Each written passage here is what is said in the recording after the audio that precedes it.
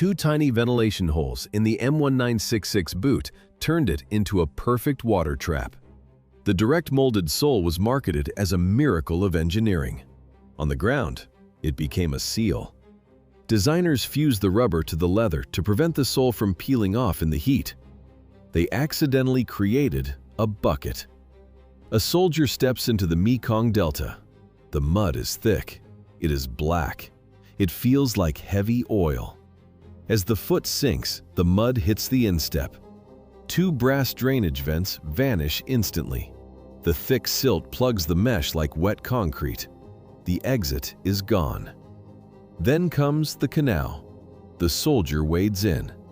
Water rushes over the top of the leather. It floods the interior. In a standard boot, the motion of walking would pump the liquid back out through the vents. Not here. The vulcanized sole is a solid, impenetrable block of rubber. The water has nowhere to go. Each boot now weighs nearly 2 kilograms. The soldier keeps moving, forcing the liquid deeper into his skin with every step. Inside the dark, airtight chamber, the temperature rises. The feet begin marinating in a toxic soup of sweat and contaminated swamp water. 1967. The Ninth Infantry Division lands in Vietnam. Each soldier receives a pair of M1966 jungle boots.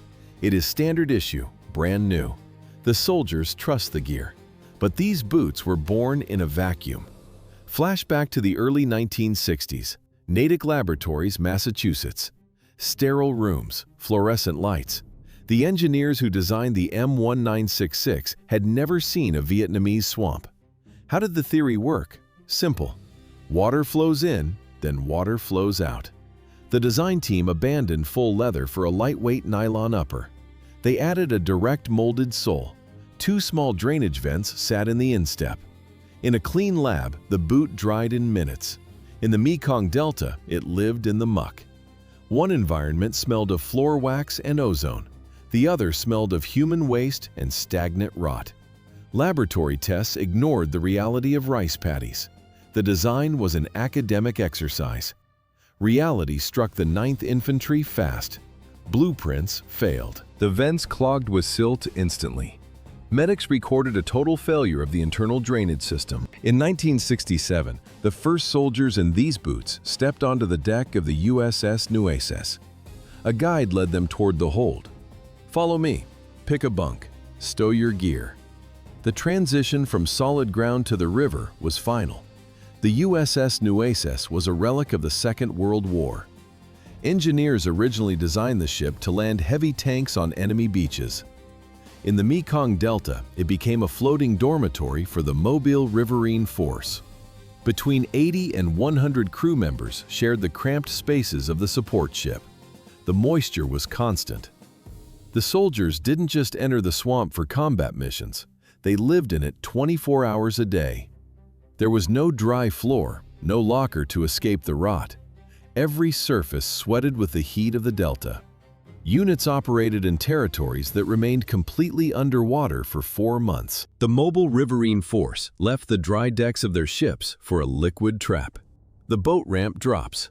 Soldiers step into a brown slurry. The muck reaches the waist. By nightfall, the water hits the chest, nearly 150 centimeters of stagnant rot. The M1966 boot was the primary culprit. Designers chose nylon to save weight. They sacrificed stability. A soldier carries 40 kilograms of gear through shifting silt. The nylon upper is too soft. The ankle rolls. The foot slides inside the wet boot. Friction creates a blister in minutes. Why did a tiny scratch become a death sentence? The fields were fed with human waste. Vietnamese farmers used feces as their primary fertilizer. The stench of rot is constant. The water is a saturated broth of staphylococcus and flesh-eating bacteria. One broken blister is all the pathogen needs. In the tropical heat, a micro-tear becomes a necrotic ulcer within hours. The nylon provided no barrier. By mid-1967, the medical wards were overflowing. Doctors saw feet dissolving while the soldiers were still standing. They had never seen tissue death on this scale. They called it Paddyfoot. The term paddyfoot masked a physiological nightmare spread across 39,000 square kilometers. 39,000 square kilometers. A labyrinth of canals and flooded rice paddies. In the Mekong Delta, the ground did not exist. During the monsoon, infantrymen spent 72 hours straight with their feet submerged in stagnant water.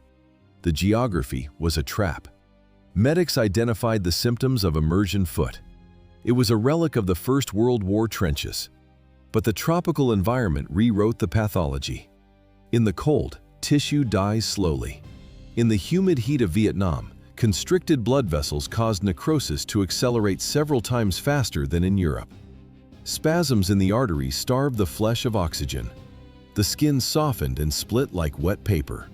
The M1966 nylon boot failed to keep the environment out. Bacteria from the stagnant delta water entered the open sores. Once gangrene took hold, the clinical options vanished. Amputation remained the only available exit. 50% of combat strength lost in 72 hours. The boots did more damage than the enemy. In 1974, Colonel Thurman Akers broke down the clinical collapse. His study in military medicine mapped the speed of tissue rot. It was a timeline of failure. How long does it take to disable half a division? 3 days. 48 hours in the water. The feet swell. The skin turns a deathly translucent white. It wrinkles and bloats inside the nylon. 72 hours. The flesh cracks. Deep, jagged fissures tear through the soles. Walking becomes a physical impossibility. Akers tracked the Ninth Infantry Division in the Mekong Delta. He found that flooded terrain converted standard equipment into a weapon of mass casualty. Statistically, this was an artillery strike without the shells. A unit enters the swamp. Half the men fall without a shot. Total tactical breakdown in exactly 3. A loss of 50% meant that out of 150 men in a company, only 75 remained on their feet. 150 healthy soldiers marched into the brush. 75 crippled men returned. The enemy never pulled a trigger. One medical board followed 157 specific cases over 4 months. These were not minor blisters. The rot destroyed the ability to walk and required long-term hospitalization. Above the jungle canopy, the heavy thumping of evacuation helicopters drowned out the rain as they carried the non-combat casualties away. Between 1967 and 1970, the statistics turned into a tactical disaster. Paddyfoot and related immersion injuries cost the Army 262,000 man-days. That loss equaled one entire infantry battalion vanishing from the combat roster for over 2 years. The crisis peaked in October 1968. Medevac crews worked through the night to clear the landing zones. They loaded the crippled men into the holds and flew them toward the safety of base hospitals. October 1968. Statistics reached a historical peak. Who dealt the heaviest blow to the Ninth Infantry Division? Not the partisans. In that single month, the Army lost 3,846 man-days. Foot injuries did it. Soldiers couldn't stand. They couldn't walk. Between 1967 and 1970, the scale turned catastrophic. 262,000 man-days. Gone. This loss equals 717 years of continuous medical treatment for one soldier. The division faced a logistics nightmare. One piece of gear proved more dangerous than malaria or enemy traps. Commanders received the first warning signs in the spring of 1967. Medics filed urgent reports from the swamps. They documented skin sliding off bone. The paperwork entered the system. The paper moved slowly. A field surgeon pens a dispatch in a humid tent. He marks a crate of ruined boots as combat ineffective. The report travels to Saigon. It sits on a desk under a stack of logistics manifests. It waits for a signature that never comes. This bureaucratic paralysis lasted 18 months. During this time, the Army effectively lost a full battalion for over 2 years. The price was human tissue. Permanent nerve damage, chronic circulation failure, For many, it meant partial amputation. Decades later, the war remains. Veterans feel a constant dull throb in their feet. The nerves are dead. The damage is irreversible. By October 1968, the statistics reached a breaking point. In the Mekong Delta alone, the Army lost 3,846 man-days. This happened in 30 days. The cost of the delay was now measured in millions of dollars for lifetime disability payments. The system finally reacted. High Command issued Directive USARV 40-29. The document provided the first official guidance for preventing immersion foot. It was October 1968. The directive arrived too late.